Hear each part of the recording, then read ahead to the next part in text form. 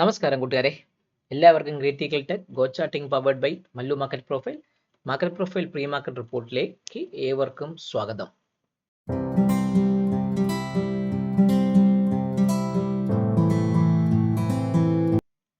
ഇന്നെൻ്റെ വീഡിയോക്ക് കുറച്ച് സൗണ്ടും മറ്റു കാര്യങ്ങളൊക്കെ കാണും. കാരണം ഒന്ന് രണ്ട് വീട്ടിലെ കുറച്ച് അവസ്ഥകളൊക്കെ കുറച്ച് ഹെൽത്തി ഇഷ്യൂസൊക്കെ കാരണം ഞാനിന്ന് എൻ്റെ വീട്ടിലിരുന്നാണ് വീഡിയോ ചെയ്യുന്നത് ഈ സമയത്ത്. അപ്പം അതുകൊണ്ട് ചുറ്റുമുള്ള ബഹളങ്ങളും ബാക്കിയുള്ള കാര്യങ്ങളൊക്കെ കാണും.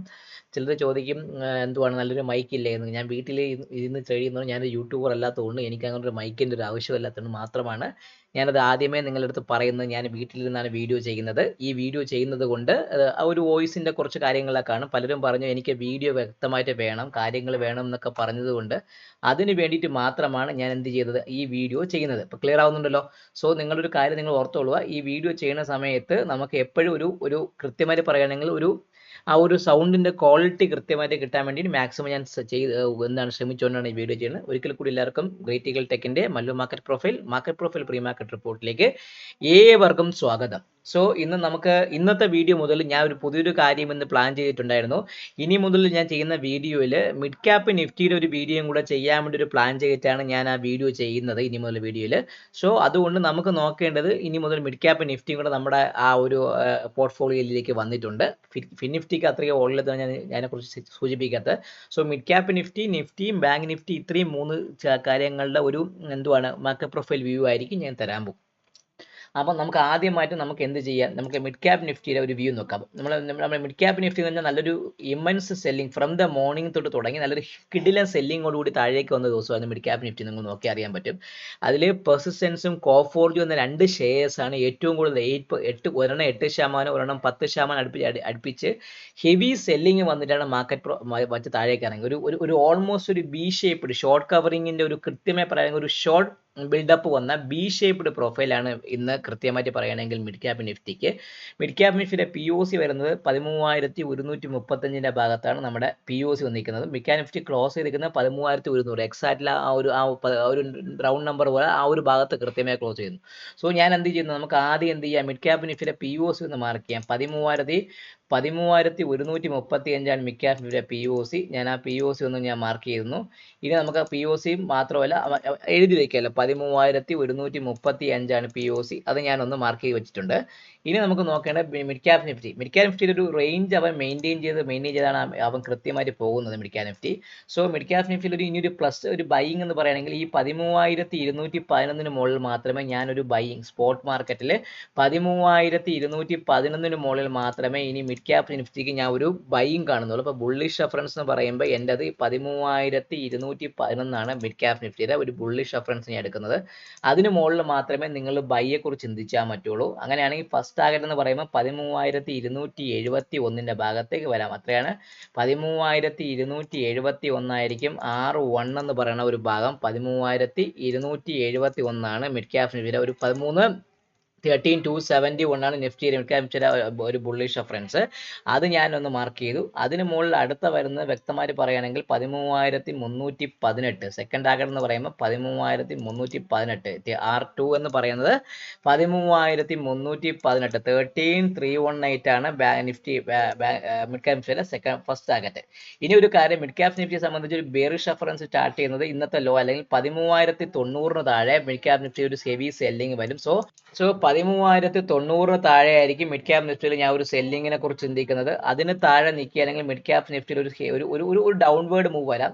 ആ ഡൗൺവേർഡ് മൂവ് ഫസ്റ്റ് ടാർഗറ്റ് എന്ന് പറയുമ്പോൾ 13,021 എന്ന് പറഞ്ഞ 14 ജൂലൈയുടെ ആ ഒരു സിംഗിൾ പ്രിന്റിന്റെ ഭാഗത്തേക്ക് വരാം. അപ്പോൾ ഫസ്റ്റ് സപ്പോർട്ട് എന്ന് പറയുമ്പോൾ 13,021 എന്നെ സംബന്ധിച്ചുള്ള S1 എന്ന് പറയുന്നത്. S1 എന്ന് പറയുമ്പോൾ 13,021 ഭാഗത്തേക്ക് വരാം. 13,21 ഭാഗത്തേക്ക് വരാനും. സെക്കൻഡ് S2 എന്ന് പറയുമ്പോൾ അടുത്ത വരുന്നത് കൃത്യമായി പറയുകയാണെങ്കിൽ എന്നെ സംബന്ധിച്ച് പറയുകയാണെങ്കിൽ അടുത്തത് ഇത് ഏറ്റവും വലിയ ഇമ്പോർട്ടൻ്റ് ഏരിയ ആയ ഈ വാല്യൂ ഏരിയ ലോ ആയ 12,900 12,955 ഭാഗത്തേക്ക് വരും. എത്രയാണ്?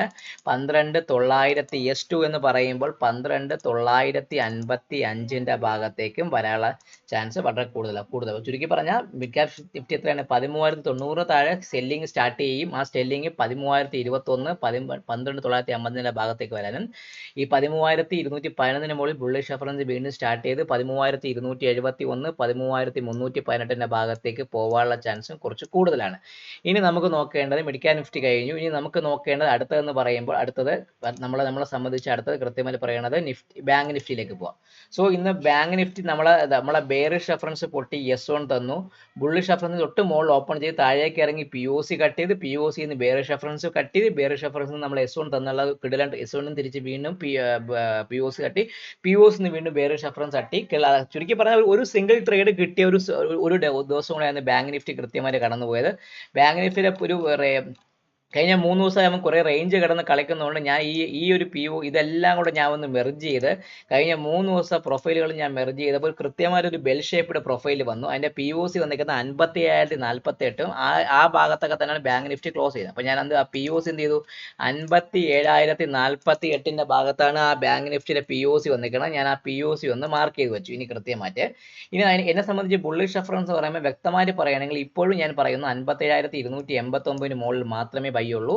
57,420, 57,554 ഭാഗത്തേക്ക് ബാങ്ക് നിഫ്റ്റി വരാം. ഇനി ബാങ്ക് നിഫ്റ്റിയുടെ ബെയറിഷ് റഫറൻസ് ഞാനൊന്ന് കട്ട് ചെയ്തു.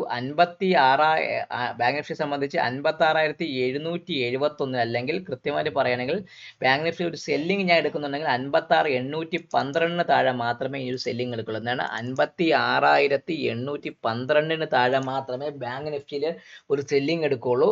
ആ സെല്ലിംഗ് എന്ന് പറയുമ്പോൾ ഫസ്റ്റ് ടാർഗറ്റ് എന്ന് പറയുമ്പോൾ കൃത്യമായിട്ട് പറയുന്നത് 56,618. ഫസ്റ്റ് ടാർഗറ്റ് എത്രയാണ്? 56,618. 56,618 ഭാഗത്തേക്ക് ബാങ്ക് നിഫ്റ്റി വരാം.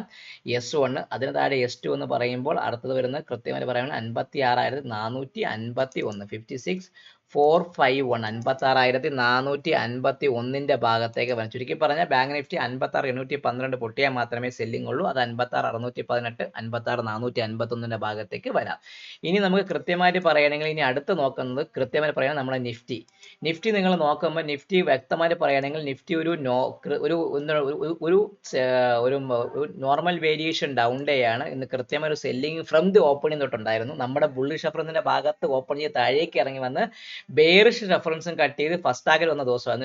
നിഫ്റ്റിയുടെ POC വന്നേക്കുന്നത് 25,065 ദിവസമാണ്. സോ നമുക്ക് ആദ്യം ചെയ്യേണ്ടത് 25,065 ആണ് നിഫ്റ്റിയുടെ POC. അപ്പോൾ ഞാനന്ന് POC ആദ്യം ഒന്ന് മാർക്ക് ചെയ്യാം. 25,065 ഭാഗത്താണ് നിഫ്റ്റിയുടെ POC വന്നിരിക്കുന്നത്. ഇനി നമുക്ക് കൃത്യമായിട്ട് പറയുകയാണെങ്കിൽ എന്നെ ബുള്ളിഷ് റഫറൻസ് പറയുമ്പം ഇന്നലത്തെ POC അല്ലെങ്കിൽ 25,140 മുകളിലാണ് ഞാൻ ഇനി ബൈയെ കുറിച്ച് ചിന്തിക്കുക. അത്രയാണ് 25,140 മുകളിൽ ഞാൻ നിഫ്റ്റിയിൽ വീണ്ടും ഒരു ബൈയെ കുറിച്ച് ചിന്തിക്കും. അത് കൃത്യമായിട്ട് പറയുകയാണെങ്കിൽ ഫസ്റ്റ് ടാർഗറ്റ് എന്ന് പറയും 25,180 ഭാഗത്തേക്ക്. ഫസ്റ്റ് ടാർഗറ്റ് 25,180 ഭാഗത്തേക്ക് 25,180 ഭാഗത്തേക്ക് വരും. അതിന് മുകളിൽ സെക്കൻഡ് ടാർഗറ്റ് എന്ന് പറയുമ്പം വീണ്ടും നമ്മൾ കഴിഞ്ഞ ദിവസത്തേക്ക് പോകും 25,230 ഭാഗത്തേക്ക് വരും. അതിന് മുകളിൽ തേർഡ് ടാർഗറ്റ് എന്ന് പറയുമ്പോൾ 25,260 ഭാഗത്തേക്ക് വരും. ചുരുക്കി പറഞ്ഞാൽ ഇതായിരിക്കും നമ്മളെ സംബന്ധിച്ചുള്ള മുകളിലോട്ടുള്ള അപ്പർ ടാർഗറ്റുകൾ. 25,140 മുകളിൽ 180, 230, 260 എന്ന് പറഞ്ഞാൽ പഴയ ഒരു റേഞ്ച് വീണ്ടും ആക്റ്റീവായിട്ട് വരും.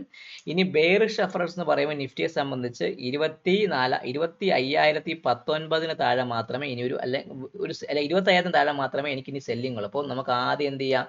ഇതൊക്കെ മാറ്റി വെച്ചിട്ട് സെല്ലിങ്ങിന്റെ ആ ബാങ്ക് നിഫ്റ്റിയുടെ 25,000 ബെയറിഷ് റഫറൻസ് എന്ന് പറയുമ്പോൾ 25,000 ആ ബിഗ് റൗണ്ട് നമ്പറിന് താഴെ മാത്രമേ ഇനി ഒരു സെല്ലിങ്ങിനെ കുറിച്ച് നിഫ്റ്റി ചിന്തിക്കാൻ പറ്റുള്ളൂ. അതിന് താഴെ മാർക്കറ്റ് നിൽക്കുകയാണെങ്കിൽ ഫസ്റ്റ് ടാർഗറ്റ് എന്ന് പറയുമ്പോൾ 24,960. ഫസ്റ്റ് ടാർഗറ്റ് 24,960 ഭാഗത്തേക്ക് 24,960 അടുത്താണ്, വളരെ അടുത്താണ്. അതും വരും. അതിന് താഴെ അടുത്ത വരുന്നത് കഴിഞ്ഞ ഒരു മൺഡേയുടെ ലോ ആയ 24,890 24,890 ഭാഗത്തേക്ക് നിഫ്റ്റി വരാം. ചുരുക്കി പറഞ്ഞാൽ ഫസ്റ്റ് ടാർഗറ്റ് 24,960, സെക്കൻഡ് ടാർഗറ്റ് 24,890 ഭാഗത്തേക്ക് നിഫ്റ്റി വരാനുള്ള ചാൻസ് വളരെയധികം കൂടുതലാണ്. അപ്പോൾ ചുരുക്കി പറഞ്ഞാൽ ഇതൊരു റേഞ്ച് കഴിഞ്ഞ പ്രാവശ്യത്തെ പോലെ റേഞ്ച് ഇങ്ങനെ മെയിൻറ്റെയിൻ ചെയ്ത് പോകുന്നു. എക്സ്പയറിക്ക് പുട്ട് ഓപ്ഷനിൽ നല്ല രീതിയിൽ മൂവ്മെന്റ് കിട്ടിയായിരുന്നു. പിന്നെ അങ്ങോട്ട് ആ മൂവ്മെന്റ് ഒക്കെ കഥവായി മാർക്കറ്റ് അവിടെ തന്നെ കിടന്ന് കളിക്കുകയാണ് ചെയ്തത്. സോ ഇന്ന് മാർക്കറ്റ് പ്രൊഫൈലിന്റെ ഒരു സെറ്റപ്പ് പ്രകാരം നിഫ്റ്റി ഒരു നോർമൽ വേരിയേഷൻ ഡൗൺ ഡേ ആണ്. ബാങ്ക് നിഫ്റ്റി പറയുകയാണെങ്കിൽ ബാങ്ക് നിഫ്റ്റി ഒരു നോർമൽ വേരിയേഷൻ ഡൗൺ ഡേ ആണ്.